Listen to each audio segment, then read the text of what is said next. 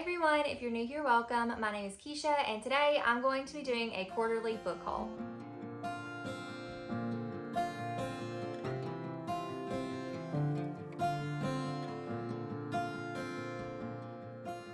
So instead of doing a monthly book haul this year, I decided that I just wanted to do it every 3 months here on YouTube. Now I am posting reels over on my Instagram every month of my book hauls. So you may have seen some books there that you don't see today, and that is because though I have 31 books to haul, I've definitely acquired more than that over the past 3 months, and I've already read and unhauled some of those. Some of these books have been bought, some of them have been gifted, and I'm so thankful to those of you who have sent me gifts. If I forget to mention you today, it's not on purpose. I'm just going to try to speed through these because I'm a little bit late getting this video filmed and my lighting is probably going to shift quite a bit. So I'm going to speed through this as quickly as I can. So these are the books that I have acquired from January, February, and March. In no particular order, I'm just going to start on the top of the stack. The first one I know was a gifted copy. This one is from Micah Francis. She sent this to me and I'm actually currently reading it. It is Everyday Faithfulness, The Beauty of Ordinary Perseverance in a Demanding World by Glenna Marshall. You may have remembered me talking probably countless times about memorizing scripture by this author. I really enjoyed that book, so I've been itching to get to more of her work. A blurb on the back says, whether you've been a Christian for days or decades, this book will equip you to persevere and in the process find joy. The next book I'm also currently reading, and that is A Noble Masquerade by Kristi Ann Hunter. I originally got turned on to this book by Oshina from Oshina Gotta Read 'Em All. This is a Christian and clean Regency romance, and what I remembered when I initially heard Oshina talking about it was that she just said it was hilarious, and I thought if there's any chance that I would enjoy a Regency romance, it would be clean, Christian, and hilarious. So I think I definitely set my expectations really high for this one. I am currently reading it. I'm not going to tell you all what I think yet because I am doing a Regency romance reading vlog with this one, so you will hear more of my thoughts coming soon. But this book follows our main character, Lady Miranda Hawthorne, and she is very bold and carefree, though she does try to rein it in and be a lady, as, you know, kind of characterized by how her mom tells her a lady should act. But she is very bold and a little bit out of the norm of a regular lady in the Regency society. You can tell I know a lot about Regency romance. So anyways, she is actually approaching spinsterhood. So she is kind of trying to find a man, but then at the same time she's not. Her sister is being like debuted, and so her younger sister, and so she is kind of at the end of her rope with that. So she has a lot of feelings about all of this, and instead of putting her feelings in a diary like most people would, instead she writes letters to her brother's childhood best friend, the Duke of Marshington. Now these aren't letters that she sends out, she puts them in a trunk. They're just for herself, they're just how she kind of expresses her emotions. But one day her brother has a new valet named Marlowe, and Marlowe accidentally sends one of the letters to the Duke of Marshington. So now there's a correspondence that has started between the Duke and Miranda. But as this correspondence starts, she also starts to realize that she may have feelings for Marlowe as well. The next book that I have was gifted to me by my friend Caitlin from Pride and Paperback, and that is My Lucky Charm by Courtney Walsh. In the middle of March, well, not even in the middle of March, it was the beginning of March, I was in an incredibly tough reading slump. Nothing could satisfy me. It had been so long since I'd had a 5-star read, and Caitlin knew exactly what I needed. This was the medicine that I needed, if you will, and that is a Courtney Walsh rom-com. I am obsessed with Courtney Walsh's rom-coms in particular, and this is the second in the Holidays with Heart romance series. The first one being My Funny Valentine, which I gave 5 stars, and I did end up reading My Lucky Charm in March and giving it 5 stars as well. So this is a clean hockey romance series with some faith tie-ins as well. They aren't Christian romances, but the author is a Christian, so you can like pick up on themes of second chances and forgiveness and grace throughout. This one follows the second sister, Eloise, and she has this humiliating breakup that leads to an impulsive New Year's kiss with a complete stranger. What could possibly go wrong? I'll tell you. So Eloise ends up being asked to become an assistant for the Chicago Comets, and they have a new player. The new player is Grayson Hawk, and it just so happens that he is the one that she kissed on New Year's Eve. Gray is a very grumpy character, and Eloise is such a ray of sunshine, though she does definitely have some anxiety there as well. And this pair up is just a match made in heaven. I absolutely loved it. Like I said, I also gave this one 5 stars. Next up, I have a Rachel Fordham book. This one is called The Hope of Azure Springs. I loved The Letter Tree, which I read back in January. It is probably going to be, actually, no, I know it's going to be one of my favorite books of the year. So I was really excited to get more of Rachel Fordham's books. This one is set in, when is it set? I thought it's old. Maybe it's the 1800s. I may be wrong. 1881. Okay, so it's set in Iowa in 1881. 7 years ago, orphaned and alone, Em finally arrived at a new home in Iowa after riding the orphan train. But secrets from her past haunt her, and her new life in the western wilderness is a rough one. When her guardian is shot and killed, Em, now 19, finally has the chance to search for her long-lost sister, but she won't be able to do it alone. For Azure Springs Sheriff Caleb Reynolds, securing justice for the wayfish and injured Em is just part of his job. He's determined to solve every case put before him in order to impress his parents and make a name for himself. Caleb expects to succeed. What he doesn't expect is the hold this strange young woman will have on his heart. Welcome to the charming town of Azure Springs, Iowa, where people care deeply for one another and sometimes even fall in love. This sounds like it's going to be a wonderful story. This is a Christian author as well. I know from The Letter Tree there's not a ton of faith woven into it, but there is some mentions of God, so I expect the same from this one. It's also clean, so I'm really excited to get to this one hopefully soon. Next up, I have Waiting for Tom Hanks by Kerry Winfrey. I have loved two of this author's other books. They are Just Another Love Song and Faking Christmas. However, I did try to read this one and I ended up DNFing it, and I am going to be unhauling it. It just had some elements in it that I don't know, it was like pulling me out of the story. It has such a cute setup. It's a rom-com, obsessed romantic, waiting for her perfect leading man. Learns that life doesn't always go according to a script in this delightfully charming and funny novel. So you have Annie Cassidy, and she dreams of being the next Nora Ephron. She spends her days writing screenplays, rewatching Sleepless in Seattle, and waiting for her movie perfect meet cute. If she could just find her own Tom Hanks, a man who's sweet, sensitive, and possibly owns a houseboat, her problems would disappear and her life would be perfect. But Tom Hanks is nowhere in sight. When a movie starts filming in her neighborhood and Annie gets a job on set, it seems like a sign. Then Annie meets the lead actor, Drew Danforth, a cocky prankster who couldn't be less like Tom Hanks if he tried. Their meet cute is more of a meet fail, but soon Annie finds herself sharing some classic rom-com moments with Drew. Her Tom Hanks can't be an actor who's leaving town in a matter of days, can he? Like I said, cutest setup ever. However, there were just some things that were pulling me out of the story. There are some, I don't know how to say this, like just things that I don't like to read about. There's a lot of just mentions of things that I felt like could have been left out. There is some like sexual innuendos as well, even though it's not a lot of stuff on page. And she does write closed door romance, and I've enjoyed everything I've read by her up until this point.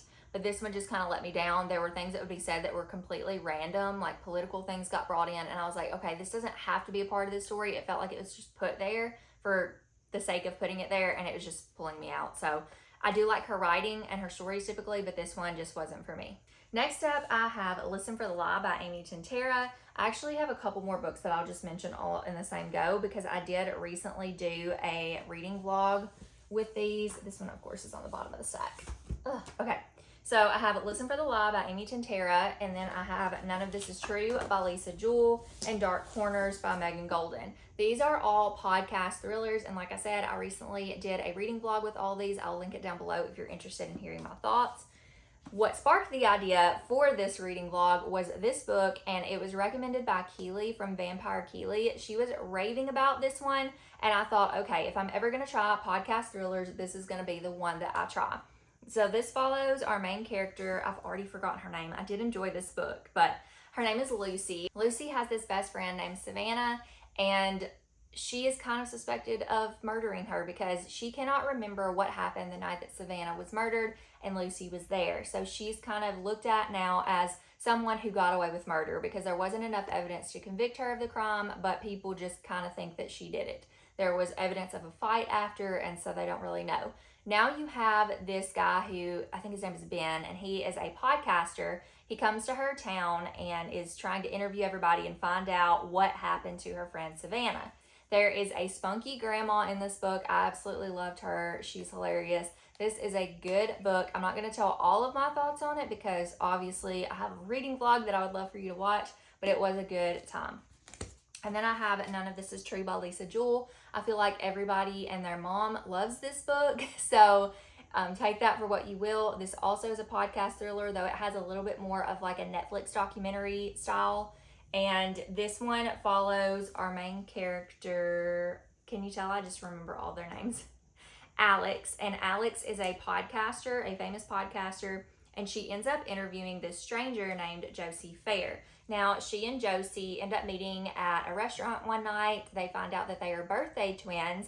And Josie ends up popping up again in Alex's life and says, hey, I have a story to tell. Would you like to include me on your podcast so I can tell my story? And chaos ensues from there. This is a little bit of a slow burn thriller, but one that I found to be very interesting. So like I said, a lot of people love that one too.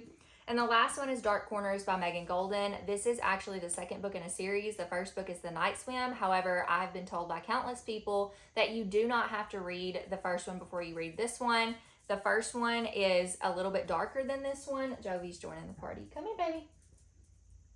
You guys sit down if you... Okay, she's not going to join the party. So this follows a podcaster. Her name is Rachel Crawl. And in this book, she finds out that there may be a potential serial killer that's targeting influencers. So you don't know if this is really what's going on or not, but that's kind of what you're pitched at the beginning. So you have kind of a detective story. I would say this is more like a crime story. It's not as fast-paced of a thriller in my opinion, but she is going to this convention of influencers to try to figure out what's going on. I don't really remember a whole lot about it, but that's basically the gist. Also, I would like to note that all three of these books have incredible audiobooks, especially with having the podcast element, so definitely check those out if you plan on reading them. Next up, I have a spooky middle grade called Finch House by Ciera Burch. I've been really interested in this for some time. It is genuinely scary with lots of heart, which really piques my interest because if you know anything about me, I don't like stories that are just scary for the sake of being scary. I like for them to have a deeper message, possible faith tie-ins, or deal with like mental health or deal with grief or things like that. This one says, 11-year-old Micah has no interest in moving out of her grandfather's house. She loves living with Pop Pop, especially their shared hobby of driving around rich neighborhoods to find treasures in others' trash. To avoid packing, Micah goes for a bike ride and ends up at the Finch house, the decrepit Victorian that Pop Pop says is off limits. Except when she gets there, it's all fixed up and there's a boy named Theo in the front yard. Surely that means Finch house isn't off limits anymore. But when Pop Pop finds her there, Micah is only met with his disappointment. By the next day, Pop Pop is nowhere to be found. After searching everywhere, Micah's instinct leads her back to Finch house. But once Theo invites her inside, Micah realizes she can't leave, and that with its strange whispers and deep dark shadows, Finch house isn't just a house, it's alive. Can Micah find a way to convince the house to let her go, or will she be forced to stay in Finch house forever? Next up, I got sent Olivetti by Allie Millington. I was sent this so kindly from the publisher, so thank you so much to, I think it was actually Macmillan that sent it. Let's see. Yeah, an imprint of Macmillan Children's Publishing Group. So the publisher of this one is like Fern, starts with an F. Fywell and Friends. Yeah, we're going to stick with Macmillan, but they sent me this, and this just sounds like the cutest middle grade. It's about a boy, a typewriter, and the stories that they hold. So I think that the typewriter has a mind of its own, and it starts typing back to its owner. It sounds like an adorable middle grade, and I'm definitely intrigued by it. Then I got Breathing Underwater by Sarah Allen. This is the author of The Nightmare House, which I read last year, which is a spooky middle grade book that I absolutely loved. There were a lot of faith tie-ins with it and a lot of representation for anxiety, so I really, really loved that one and knew I had to pick up Breathing Underwater. This is a story filled with joy and hurt and hope and all the complexity that love brings with it. So this follows two sisters. Olivia is on the road trip of her dreams with her trusty camera and her big sister Ruth by her side. 3 years ago, before their family moved from California to Tennessee, Olivia and Ruth buried a time capsule on their favorite beach. Now they're taking an RV back across the country to uncover the memories they left behind. But Ruth's depression has been getting worse, so Olivia has created a plan to help her remember how life used to be, a makeshift scavenger hunt. Throughout their journey, they'll be taking pictures and making memories, like they're pirates hunting for treasure. Olivia will do whatever it takes to snap the picture that will make her sister smile. But what if things can never go back to how they used to be? What if they never find the treasure they're seeking? As the two girls face these questions, all Olivia can do is love her sister, not change her. And maybe that's enough. This sounds like it's going to absolutely rip my heart out, and I am ready for it. Next up, my friend Jordan from Jordan and Lane sent me The Promise is His Presence, Why God is Always Enough by Glenna Marshall. Again, this is another book by Glenna Marshall that I was really interested in checking out. says this is a truly refreshing read that has forever changed my perspective on suffering, so that's good. That was by Sarah Wallace. I'm reading kind of the blurbs. What if you didn't have to go looking for God's presence? What if you could enjoy it all the time? So really, really excited to get to this one. I'll probably pick it up not too long after I read the one that I'm currently reading by her. Then I got Be My Ghost by Carol J. Perry. I remember, I think it was Lauren from Lauren Jean that talked about this at one point in time when she was reading a lot of cozy mysteries. This is a haunted haven mystery. It says Maureen Doherty and her golden retriever Finn have taken possession of a charming old inn, only to discover that it's already possessed by tenants whose lease on life already ran out. It does sound like a fun time. It is on the scenic town of the Gulf of Mexico, and I don't know too much about it, but it sounds like it's going to be kind of like a quirky, fun, cozy, which is what I love. Now, I don't like to read a lot of books with paranormal elements or hauntings, but if they're done in a very light tone, then I can do it. So we're going to try this one out. It sounds really cute. Next up, I was sent Wizkit, An Adventure Overdue by Tanya J. Scott. I was sent this by my friend Mel, and I absolutely just cannot thank Mel enough for introducing me to this book. She read this during Let's Get Graphic and absolutely loved it. I read it. I gave it 5 stars. I absolutely loved it. It's basically just this graphic novel story that follows this cat that has one eye, and her name is Wizkit, and she finds out that there is an overdue library book that she needs to return. So she and Book go on an adventure. This is such a fun story. It has elements of kind of like the Brave Little Toaster, where you have inanimate objects that have personalities and come to life. So if you love the Brave Little Toaster, if you love books like Peculiar Woods, if you love Olaf from Frozen, Book is going to give big Olaf vibes. So definitely check this one out if you like graphic novels. Next up, my wonderful husband gifted me this stunning copy of Coraline by Neil Gaiman. I think this, yeah, it's a Litjoy special edition, and I'm so glad that he got his hands on this for me. I did a reel where I kind of showed, and I think it was actually in a vlog too, where I showed all of the details of this book. It has stenciled or sprayed edges. It's so beautiful. The end pages are beautiful as well on this side. If you don't know the Coraline story, you definitely should read it. But this shows the door before when it's bricked up, and this shows it when it's open and she goes inside. This is the story of Coraline, who is not super happy with her life right now. She's just moved into a new flat.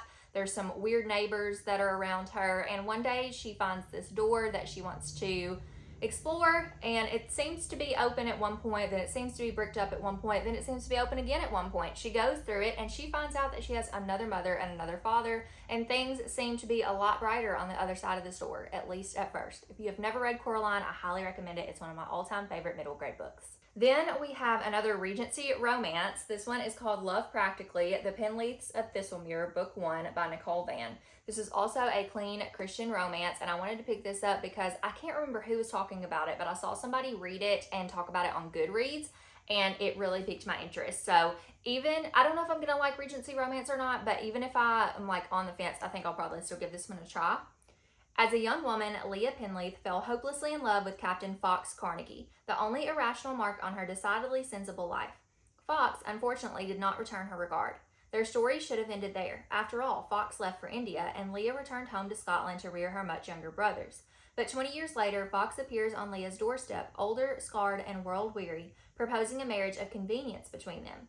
He needs a mother for his young ward, and Leah, with her capable good sense, comes highly recommended. What woman could say no to such a proposal? Not Leah. Fox has always destroyed her ability to think rationally. But after their marriage, Leah confronts the chaotic reality of Fox's life. His castle, 10 miles up a rugged Highland glen, is shambolic. His ward, Madeline, is a precocious handful. Fox's time in India is shrouded in rumor and mystery. Worst of all, Fox himself is distant and broken. His personality is altered as his scarred body.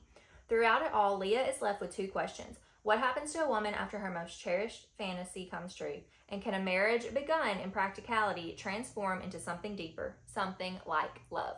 Again, I've heard really good things about this one, so hopefully it'll be a win for me. Then I won this book in a giveaway by Wendy from Wendy's Inspired Reads. I've been really anticipating this fantasy novel called Until the Stars Fall. It's an Immortal Reveries novel by Vanessa Rassanen. I am really intrigued by this one. It's also a beautiful book. So you have these little pictures. Well, they're not little. They're full-page pictures of the main characters in the book. and it is absolutely stunning. I think there's a map as well, which is very common for fantasy novels. I don't really remember what this one is about. Oh, look at this picture though. Oh, that's so cute. There's also a pronunciation guide, and then there's also in the back a spice rack to kind of let you know what chapters have a little bit spicier of scenes. As you all probably know, I do not like to read spice, so I may have to skip over some things in this book, but we shall see how deep it is. This is the first in a new fantasy romance collection of interconnected standalones, sweeping you to a magical, war-torn world. This fated mate's tale with a fake engagement brings you a noble fae prince who falls first and hard, and it's loosely inspired by the movie Sabrina. It's a slow burn romance that will have you swooning. So that's all I'm going to say about it because the synopsis is kind of long, but I have heard nothing but great things about this one. Next up, I have a cozy mystery called Cheddar Off Dead by Korina Moss. This book is also another cozy mystery that was inspired by Lauren Jean. This one says, in this fun, cozy series debut, cheesemonger Willa Bauer discovers that her new home in a small Sonoma Valley town is ripe for murder. Something here stinks to high heaven, and Willa knows it's not the cheese. I think this sounds like a cheesy good time, so I'm really excited to try this one out. Then I have another cozy mystery called Small Beach Murder by Alicia Bessette. I have heard nothing. Well, have I heard nothing but good things, or have I heard mid things? I've probably heard mid things about it, but I've heard a lot of people talk about this cozy, so I thought I better pick it up and try it for myself, and this summer just felt like a good time to pick it up. So this one says it's an all-new mystery series featuring Callie Paget, a former reporter turned bookshop clerk in the Outer Banks who is pulled into a deadly web of secrets when a mysterious fall at a lighthouse echoes a tragedy from her past. This sounds really good. I think this one might have a little bit darker of elements than a normal cozy, so that might be intriguing as well. I have another cozy. So I think this is, book 5 in the this is book 5 in the Magical Bookshop Mystery Series by Amanda Flower. This one is Crimes and Covers, and I think this is the last book in the series.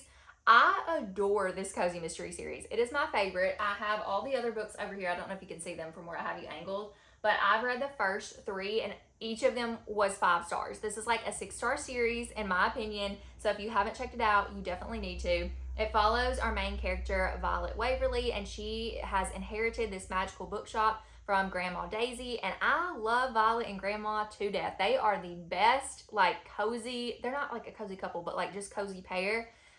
They're incredible, and there is obviously, well, not obviously, but in some cozies and most cozies, there's a little bit of a romance, and I love the one in this one. It's slow burn because it's kind of at the rear of the actual point of the story because it's a mystery that you're trying to solve in each book. So I don't know, I love it so much. It is definitely centered around books, book lovers, magical books that kind of know what the reader wants and kind of presents itself to them. And there are also books that kind of present themselves as clues as the main character tries to solve the mystery. So definitely check this one out. And if I haven't told you already, just know there's a cute little tuxedo cat named Emerson and a crow or a raven. Is he a crow or a raven? Whatever, I don't know, but his name is Faulkner and I love him too. I think he's a crow, but they are great characters as well. Next up, I have a middle grade book called A Corner of the Universe by Ann M. Martin. I loved Belle Till by Ann M. Martin when I was a kid. I know most people know her by the Babysitters Club series, which I didn't read growing up. And y'all are going to think this is the dumbest reason for me to not have read it, but it never like piqued my interest because I didn't babysit. And so I was like, oh, I'm not going to relate with this because I don't babysit. So I never read it. But I have since read some of the graphic novels as an adult and I love those. But Belle Till by her was one of my all-time favorite books. And it was really, really powerful and impactful. If you haven't read it, I highly encourage you to try to get your hands on it, though it is a lot harder to find it these days. But this book sounded really good, and I wanted to try out another one of her books. It says, Hattie Owen has never really thought about the world outside her small town. Her family's boarding house is where she feels most at home with its eccentric tenants and predictable routines.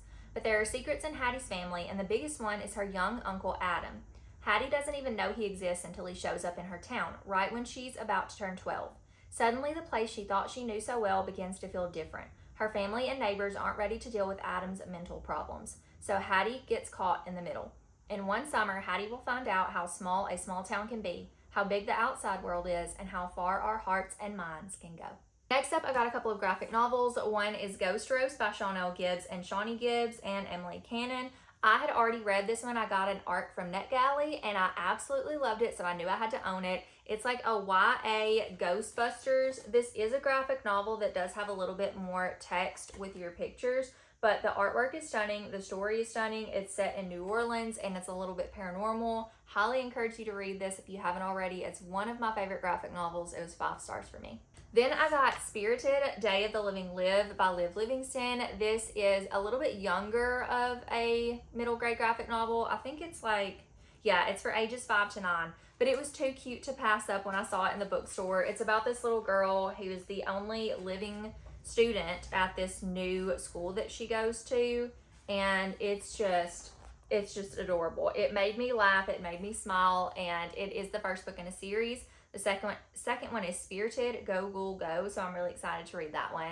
It's kind of like a mid-series, like I think I gave it a 3 stars, but it's just because, no, I gave it a 4 star because I think for a young reader that is the targeted age range, it would have been a 5 star if I was the targeted age range, but this is just a really cute book. I will definitely continue in the series. It's not like a favorite of all time, but it's very cute, and if you ever need a book for like a readathon or anything, just to kind of like get through books, this is a really good one. Then I got The Clinic by Kate Quinn. This was kind of a surprise for me because I was not originally planning to read this book because of some of the content. It's not typically something that I gravitate towards. It deals with a rehab facility with people who have like drug or alcohol addictions and different things like that, and that's just not something that typically tickles my fancy. So I wasn't really sure about this, but Jessie from Reading with Jess hosts a book club called Sleep When I'm Dead, and this was one of her picks this year, and I ended up getting it and reading it, and I gave it 4 stars. So I was like, okay. This is an edge of your seat page turner taking place at an unconventional rehab clinic in the wilds of the Pacific Northwest coast. But at its core, this is a haunting story of addiction, long-lasting trauma, and the power of transformative change. So this follows Meg, who works for a casino in LA, catching cheaters and popping a few too many pain pills to cope. And she ends up, her sister Haley, who's a famous actress and singer, she ends up being admitted into a rehab facility and she dies. And they're saying it's possible suicide, but Meg knows that what is being claimed as what happened to Haley would never have happened to her. So she decides to kind of like shield her identity and go into this rehab facility and try to figure out what happened to her sister, and chaos ensues. This was fantastic. Then I got Murder on the Orient Express by Agatha Christie. I have been reading Agatha Christie books with my friend Gwen, and we've also started doing it more often on her Patreon, and that has just been such a good time. If you are not already a member of the Night Owls, which is Gwen from Gwendolyn Kinsinger's Patreon, it's actually her podcast Patreon, Talk Bookish to Me. All the things. If you don't know Gwen, definitely check out her and her podcast, her Patreon, all the things, because she just has such a close-knit group there, and we do lots of fun things like read Agatha Christie books. This was my second Agatha Christie book, and I really enjoyed it. I gave it 4 stars. One thing I love about Agatha Christie books is trying to figure out what's going on, trying to solve the murder and being the detective myself. So I'm not very good at it, but I love trying, and that is what I really love about her books, because you get presented with all the suspects, all the clues, the evidence, all the things that you need to solve the mystery, and yet somehow most people at least don't end up solving it. This was her best twist, I think, is like known as her best twist. I don't know anybody that's ever guessed this twist, so if you want to pick up an Agatha Christie, this might be a good one. Then I got, speaking of Regency romance, Pride and Prejudice by Jane Austen. I decided to pick this book up because I did watch the movie last year. Thank you, Yvette from Leave Rosa Doors, for finally convincing me to watch it. I had to read Pride and Prejudice in, was it senior year? Yeah, I think it was senior year in high school. Yeah, it was senior year in high school, and I hated it, to be honest. So I want to give it a try as an adult, as someone who's not being forced to read it for school. And then also, like I said, I watched the movie and I actually really enjoyed it. Yvette did have to explain some things to me as I watched, because I'm not really familiar with the Regency era or different things that were going on. But I decided to get this copy. It's a really beautiful edition. I know Puffin and Bloom has some really pretty editions out, but this just screams classic to me, and it's gorgeous. So hopefully I will read Pride and Prejudice soon too. Then I was gifted Help for the Hungry Soul, 8 Encouragements to Grow Your Appetite for God's Word by Kristen Wetherell. So I received this book from Crossway in exchange for an honest review. I am a part of Crossway's influencer program, and this is my first book that I got by them. I was really interested in Kristen Wetherell because she is tied in a lot with Glenna Marshall, and I loved Glenna Marshall's memorizing scripture, as I've already mentioned. So that kind of led me to this book. I have already read it and I gave it 3 stars. I think this is a good book that's just going to kind of help you satisfy your appetite for God's Word. Next up, I got a middle grade called Nothing Else But Miracles by Kate Albus. This is the same author that wrote A Place to Hang the Moon, and I absolutely love that book. It's one of my favorite middle grade books. It is literally a warm hug in book form. I'm a little bit leery going into this one because I've since heard that there is use of, I don't know if it's GD or if it's just like, when people say it's the Lord's name in vain, in my head, that's GD, but I'm not sure if that's what's in this book. If it is, I'm going to be quite appalled that that's in a middle grade book because I don't like reading that in adult books. But I want to give it a try. We'll see how far I get into it. But it follows 12-year-old Dory Byrne, who lives with her brothers on New York City's Lower East Side, waiting impatiently through the darkest hours of World War II for her pop to come home from fighting Hitler.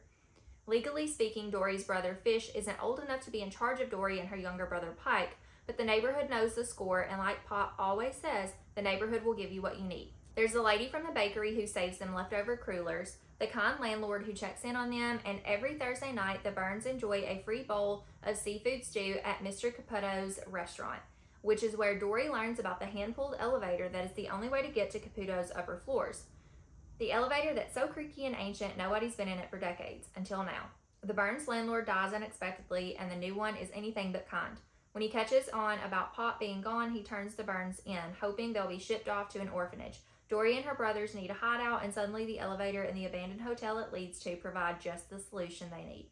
Based on a very real place in an old New York City and steeped in the history of the last year of World War II, Nothing Else But Miracles shows how when things get tough, the neighborhood really will give you what you need, and may even offer up a miracle or two in the process. Next up, I have another cozy mystery. This one is Dead in Gondola by Anne Claire. This is the first book in a Kristi Bookshop mystery series. I'm really intrigued by this one, especially since I've read some of Agatha Christie's work now. I am really wanting to read this one. This is the first book in the series. A mystery bookshop visitor dies under murderous circumstances, compelling the Christie sisters and their cat Agatha to call on all they've learned about solving mysteries from their favorite novelist. I hope that I love this one. I've heard mixed things, but I'm still really excited to read it. Next up, I have another Rachel Fordham book. This is Where the Road Bends, and I think I'm most excited to read this one. This is also set in the 1880s in Iowa, and it follows Nora King, who surveys her family land. She is acutely aware that it is all she has left, and she will do everything in her power to save it, even if that means marrying a man she hardly knows. Days before her wedding, Nora discovers an injured man on her property. Her sense of duty compels her to take him in and nurse him back to health. Little does she realize just how much this act of kindness will complete her life and threaten the future she's planned. Nora's care does more than aid Quincy Barnes' recovery. It awakens his heart to possibilities. Penniless and homeless, he knows the most honorable thing he can do is head on down the road and leave Nora to marry her intended. But walking away from the first person to believe in him proves much harder than he imagined.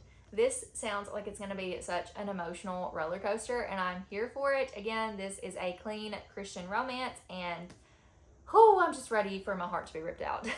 And the last book I have is a Christian nonfiction. This one is called Prayer by Timothy Keller, Experiencing On Intimacy with God.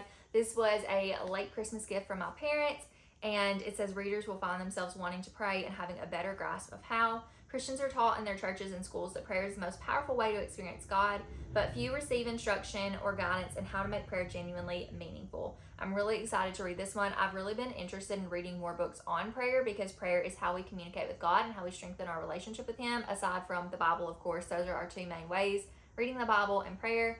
And obviously, when you are growing your relationship with someone, the more you communicate with them, the better you get to know them, and the stronger your relationship becomes, and that works the same way with the Lord. So I really wanted to read more books on prayer.